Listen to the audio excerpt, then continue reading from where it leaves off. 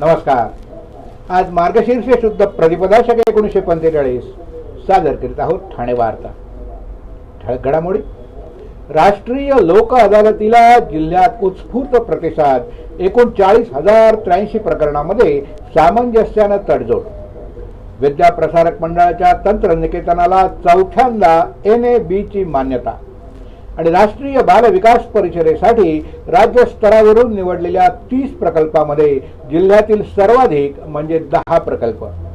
या होत्या या आणि इतर घडामोडी विस्तृतपणे पण काही क्षणातच. आमच्या फेसबुक पेज, यूट्यूब चॅनल आणि संकेतस्थळाला सबस्क्राईब करायला मात्र विसरू नका. मैं घर घर जाके काम करती हूँ. मेरे हस्बैंड ऐसी बेलदारी मजदूरी करते हैं. पहले मैं टीके लगवाती थी, फिर ऐसा हुआ कि हम लोग काम करते थे, हमारा काम डाउन होने लगा. फिर हम गांव चले गए. फिर गांव से आए तो हम दोनों काम में बिजी हो गए. एनम दीदी हमारे एक दिन घर आई. उन्होंने कहा कि मुझे कार्ड दिखाओ. फिर उन्होंने देखा, उसमें कुछ टीके छूटे पड़े. आस पड़ोस में जितने भी बच्चे हैं उनके घर पर गए. उनकी मम्मी पापा से बोले जो जो बच्चे छूट गए हों वो बच्चे अपना टीका लगवा लें. अब हम लोग सारी लेडीज मिलकर बच्चों का टीका लगवा के आए. हम तो भूल गए थे कि हमारे बच्चे का टीका नहीं लगा, लेकिन सरकार ने भूली, हमारे दरवाजे पर आए और टीका लगाया. मिशन इंद्रधनुष.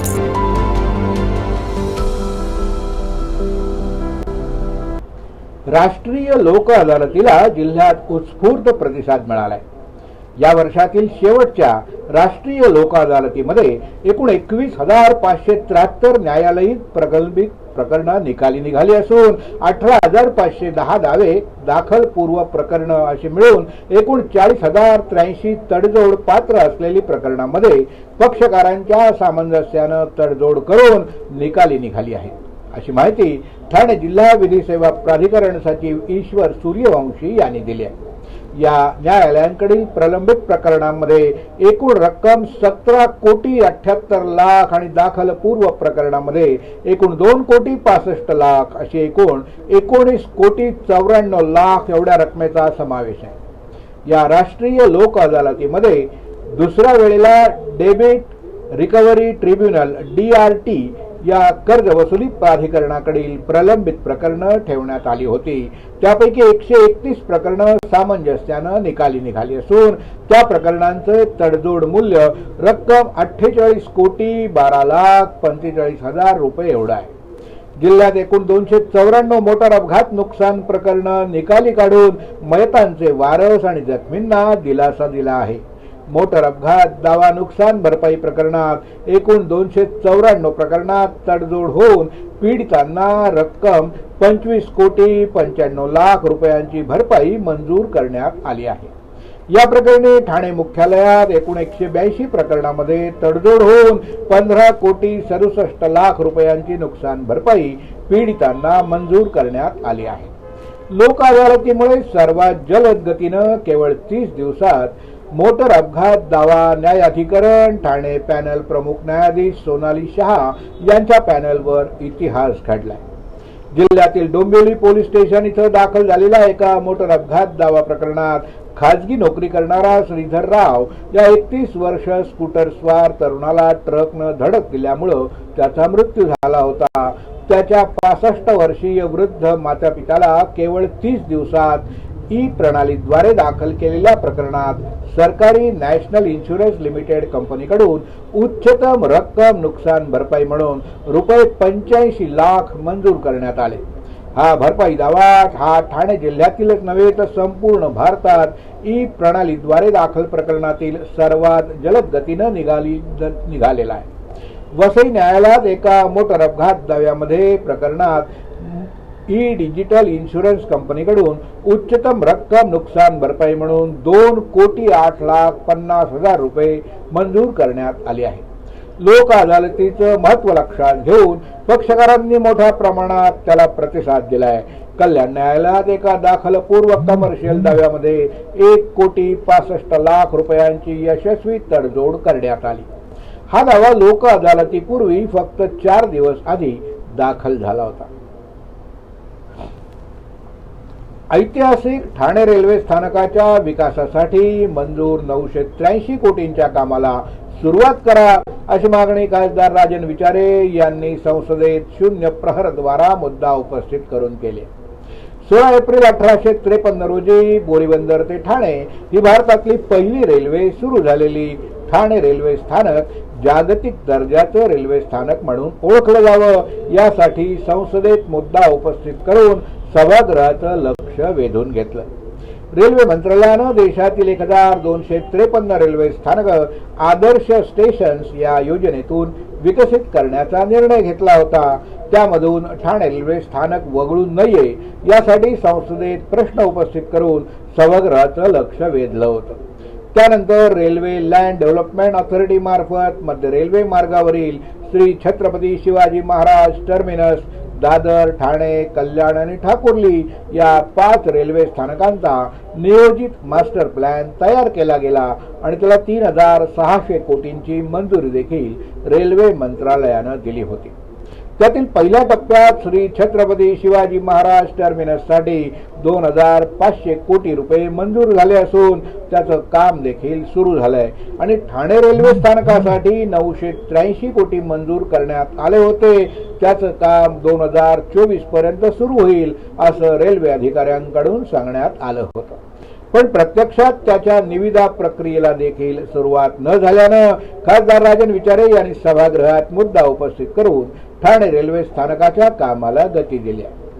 ठाणे रेल्वे स्थानकातील 7 ते 8 लाखाहून अधिक प्रवाशांना अपुरा पडणाऱ्या सोयी सुविधा लक्षात घेऊन निष्कासित केलेल्या रेल्वे वसाहतींच्या जागेवर PPPच्या माध्यमातून 3 कमर्शियल टॉवर्स उभे राहणार आहेत. त्यातील रेल्वे वसाहतीतील 164 घरं आणि मल्टी लेव्हल पार्किंग विकसित करून प्रवाशांना अधिकाधिक चांगल्या सुविधा मिळाव्यात यासाठी सन 2024 पर्यंत काम सुरू करण्याचे आदेश रेल्वे अधिकाऱ्यांना द्यावेत अशी मागणी करण्यात आली आहे. ठाणे महानगरपालिकेच्या अधिकारी आणि कर्मचाऱ्यांना 7व्या वेतन आयोगापोटी देय असलेली थकबाकी त्वरित देण्याची विनंती माजी महापौर नरेश म्हस्के यांनी लेखी पत्रान्वये आयुक्त अभिजित बांगर यांना केली होती. त्यानुसार आयुक्तांनी सकारात्मक भूमिका घेऊन ठाणे महानगरपालिकेच्या सेवेत कार्यरत असलेल्या आणि सेवानिवृत्त झालेल्या अधिकारी आणि कर्मचारी यांना 7व्या वेतन आयोगापोटीच्या थकबाकीचा पहिला हप्ता प्राधान्यानं देणं तसंच 2016 नंतर ठाणे महानगरपालिकेच्या सेवेत रुजू झालेल्या कायम कर्मचाऱ्यांना 7वा वेतन आयोग लागू करण्याचा निर्णय घेतला. ठाणे महानगरपालिकेच्या अधिकारी आणि कर्मचारी यांना 7वा वेतन आयोग हा जानेवारी 2016 पासून लागू करण्यात आला आहे. या अंतर्गत थकबाकीचा पहिला टप्पा जून 2023 मध्ये देय असून उर्वरित रक्कम टप्प्याटप्प्यानं देण्यात येईल असं नमूद करण्यात आलं आहे.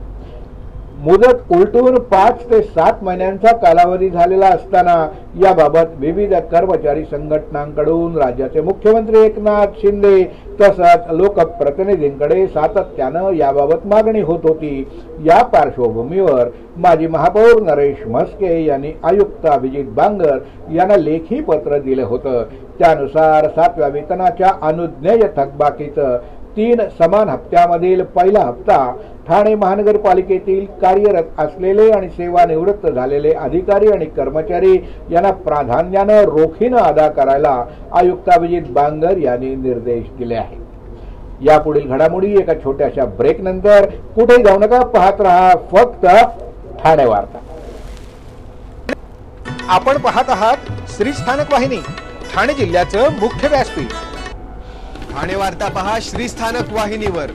आता सकाळी 9:15 पासून रात्री 9:15 पर्यंत ठाणे वार्ता, ठाण्यातील पहिलं दृकश्राव्य माध्यम. ठाणे वार्ता आणि श्री स्थानक वाहिनीचं लाईव्ह स्ट्रीमिंग ठाणेवार्ता.com वरील लाईव्ह स्ट्रीम वर क्लिक करा आणि अगदी मोबाईलवरही ठाणे वार्ता श्री स्थानक वाहिनीचा आनंद लुटा. यासाठी आमचं ॲप डाउनलोड करा.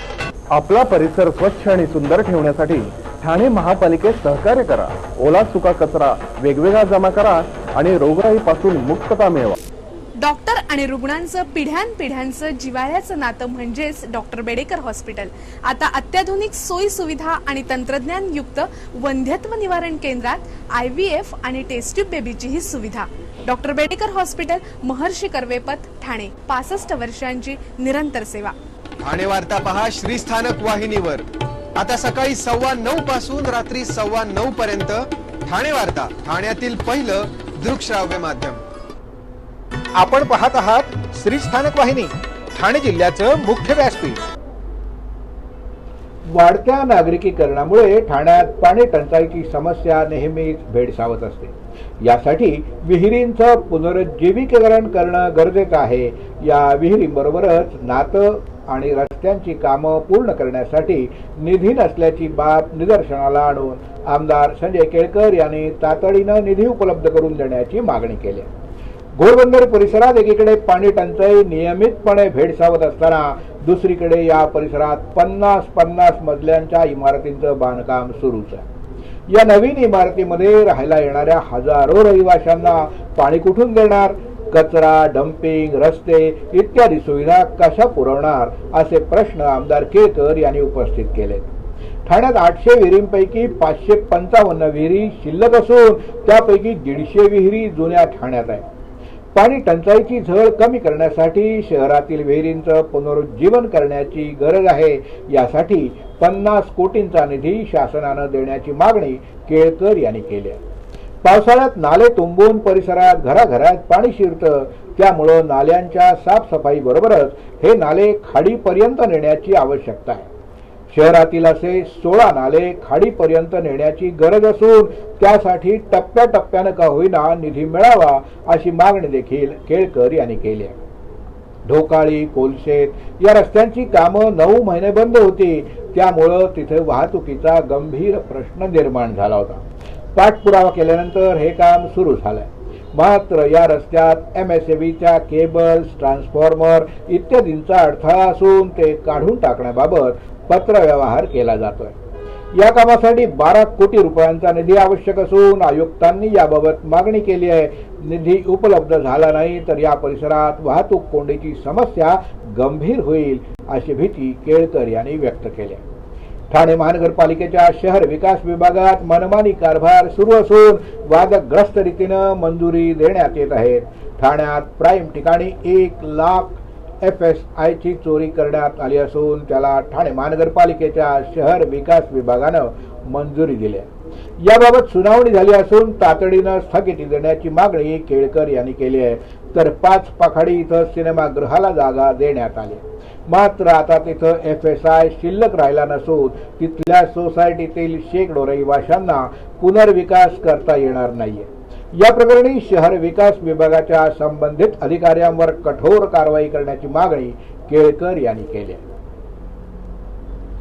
विद्या प्रसारक मंडळाच्या तंत्रनिकेतनाला 4थ्यांदा NBA ची मान्यता मिळाली असून 2017 आणि 2020 साली पुन्हा एकदा गुणवत्तेमधील सातत्यामुळे NAB ची मान्यता VPM पॉलिटेक्निकला मिळाली आहे। नुकतंच तंत्रनिकेतनानं 4थ्यांदा या मान्यतेसाठी अर्ज केला आणि जुलै 2023 ते जून 2026 अशा 3 वर्षांसाठी NAB समितीनं शैक्षणिक मान्यता VPM पॉलिटेक्निकमधील अभ्यासक्रमांना दिली आहे। या मानांकनासाठी 1000 मार्कांची परीक्षा तंत्रनिकेतनातील प्रत्येक अभ्यासक्रमाला द्यावी लागते। यामध्ये संस्थेचे ध्येय, धोरण, विद्यार्थ्यांचं तंत्रकौशल्य हे विकसित करण्यासाठी संस्थेने घेतलेले परिश्रम, विद्यार्थ्यांच्या गुणवत्तापूर्ण निकालातील सातत्य, तंत्र शिक्षण संस्थेचे इंडस्ट्री बरोबर असलेले करार, त्यातून तयार झालेले नवीन प्रकल्प, त्याची राष्ट्रीय आणि राज्य स्तरावरील कामगिरी, प्रयोगशाळा, आधुनिकीकरण अशा अनेक गोष्टींचा विचार केला जातो।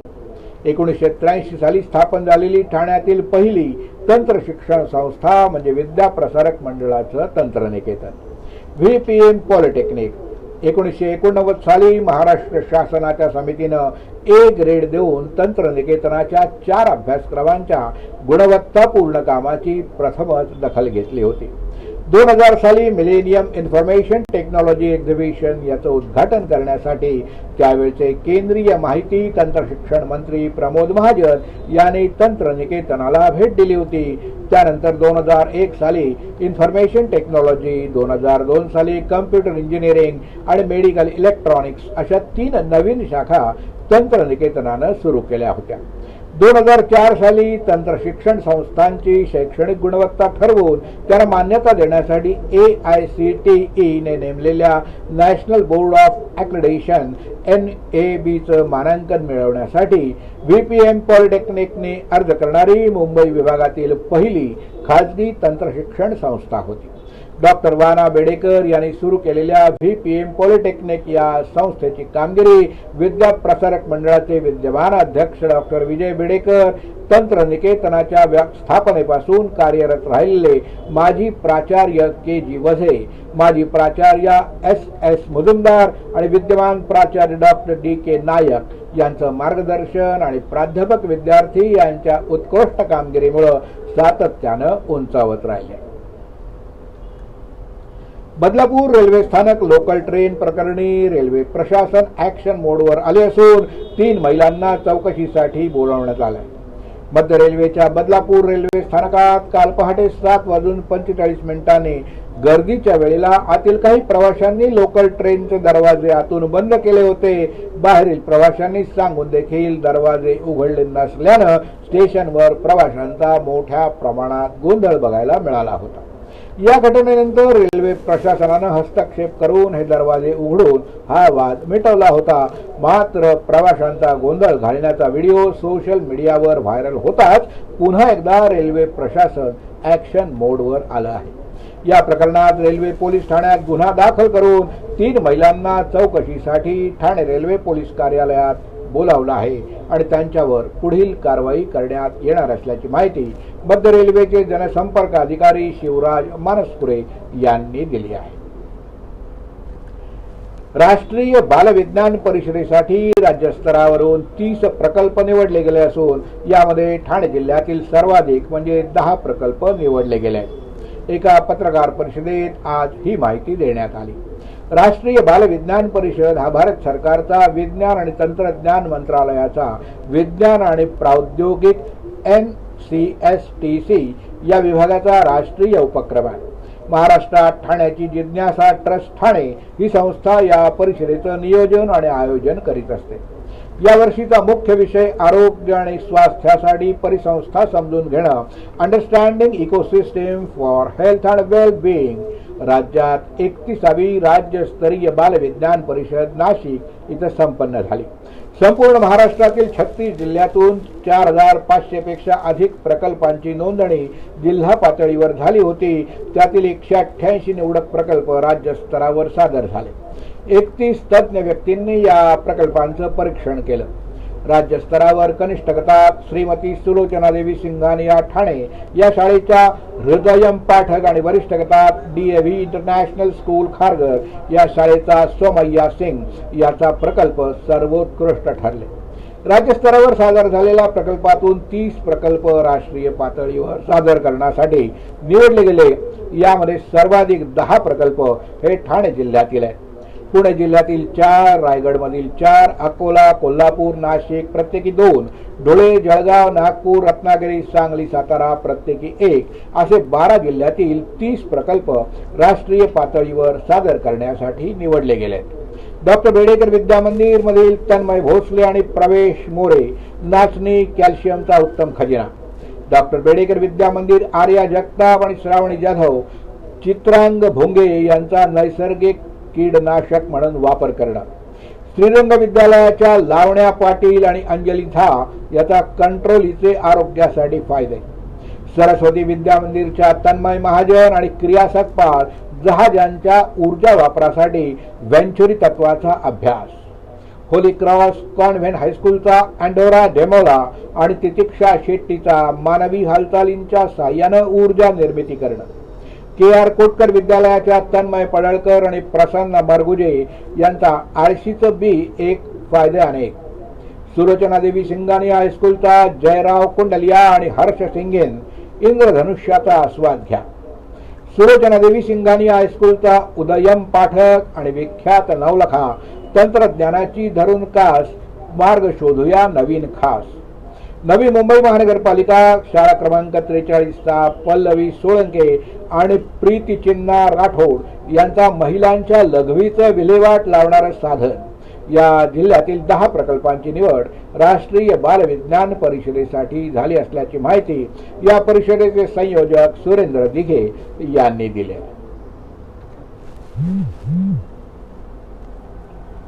सर्व नागरिकांना आवाहन करण्यात येत आहे की सध्या डासांमार्फत पसरणाऱ्या डेंग्यू या आजाराचा प्रसार रोखण्यासाठी प्रत्येकाने पुढील प्रमाणे कार्यवाही करावी.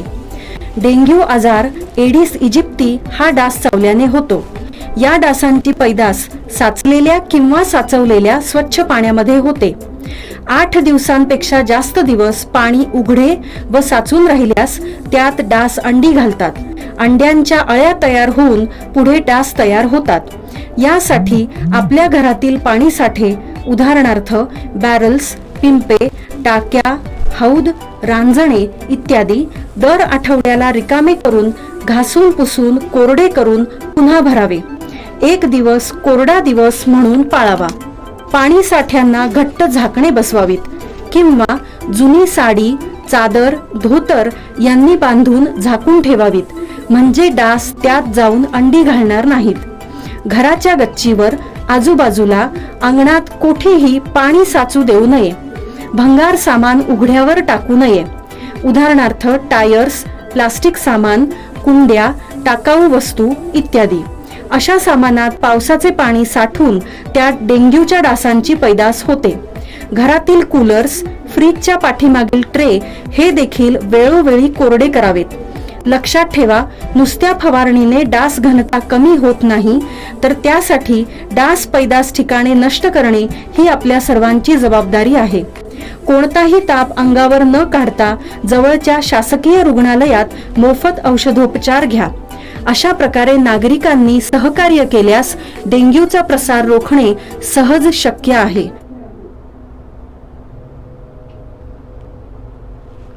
आपण आपले कार्यक्रम किंवा बातम्या आम्हाला ठाणेवार्ता@gmail.com या ईमेलवर कळवू शकता. ठळक घडामोडी शेवटी पुन्हा एकदा. राष्ट्रीय लोक अदालतीला जिल्ह्यात उत्स्फूर्त प्रतिसाद. 39,083 प्रकरणांमध्ये सामंजस्यानं तडजोड. विद्या प्रसारक मंडळाच्या तंत्रनिकेतनाला 4थ्यांदा NABची मान्यता. आणि राष्ट्रीय बाल विज्ञान परिषदेसाठी राज्यस्तरावरून निवडलेल्या 30 प्रकल्पांमध्ये जिल्ह्यातील सर्वाधिक म्हणजे 10 प्रकल्प. या होत्या ठाणे वार्ता. आपली एखादी बातमी बघायची राहून गेली असेल तर आपण आमच्या ठाणेवार्ता.in या संकेतस्थळाला किंवा फेसबुक पेज तसंच YouTube चॅनलला अवश्य भेट द्या. तर मग पुन्हा भेटूया पुढल्या बातमीपत्रात फक्त श्री स्थानक वाहिनीवर. धन्यवाद.